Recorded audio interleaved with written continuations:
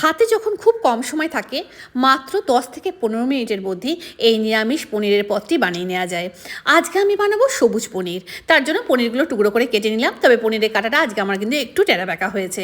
কড়াইতে সাদা তেল গরম করে পনিরগুলোকে হালকা করে ভেজে তুলবো, খুব বেশি একদমই ভাজা যাবে না। তারপরে এটাকে গরম জলে নুন দিয়ে ভিজিয়ে রাখবো। এদিকে আমি 1 থেকে 1.5 আঁটি মতো ধনেপাতা আর যে যেমন ঝাল খাবে সেই অনুযায়ী কাঁচা লঙ্কা একটা পেস্ট বানিয়ে নিলাম।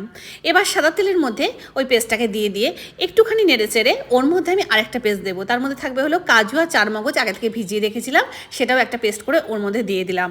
এবার একটু সাঁতলে নিয়ে এর মধ্যে দিয়ে দেবো হলো নুন আর গোলমরিচ, একদমই কিন্তু খুব বেশি সাঁতলানোর দরকার নেই। দিয়ে দেবো হলো স্বাদ মতো চিনি।